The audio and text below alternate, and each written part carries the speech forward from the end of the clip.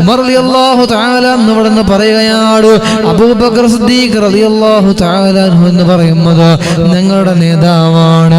ഞങ്ങളുടെ നേതാവാണ് അബൂബക്കർ. മാത്രമല്ല വഖൈറുനാ, ഞങ്ങളെക്കാൾ എന്തുകൊണ്ടും യോഗ്യനാണ്, ഞങ്ങളെക്കാൾ ഏറ്റവും കൂടുതൽ ശ്രേഷ്ഠതയുള്ളവനാണ് സയ്യിദുനാ അബൂബക്കർ സിദ്ദീഖ് റളിയല്ലാഹു തആല അൻഹു. എന്നിട്ട് ഉമർ ഇബ്നുൽ ഖത്താബ് തങ്ങൾ അവിടുന്ന് പറയുകയാണ്, അതിനേക്കാൾ ഞങ്ങൾക്ക് പറയാനുള്ളത് സിദ്ദീഖുൽ അക്ബർ തങ്ങളെ കുറിച്ച് ഞങ്ങൾക്ക് ഏറ്റവും കൂടുതൽ പറയാനുള്ള കാര്യം എന്തെന്നറിയുമോ? വഹബ്ബു ഇലാ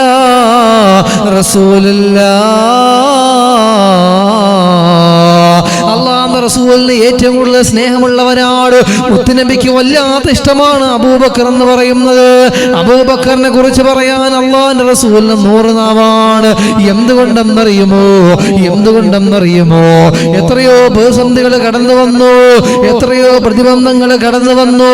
ആ സമയത്തെല്ലാം അല്ലാഹുവിന്റെ റസൂലിന് സമാധാനമായി, സമാശ്വാസത്തിന്റെ കുളിർ തന്നലായി സയ്യിദുനാ അബൂബക്കർ സിദ്ദീഖ് റളിയല്ലാഹു തആല അൻഹു അല്ലാഹുവിന്റെ റസൂലിന്റെ കൂടെ ഉണ്ടായിരുന്നു. മുത്തുനബിയുടെ കണ്ണ് നിറയുന്നത് അബൂബക്കറിന് ഇഷ്ടമല്ല. അങ്ങനെ എത്രത്തോളം പ്രതിസന്ധികളാണ് ഒരുപോലെ നേരിട്ട് പോയിട്ടുള്ളത്.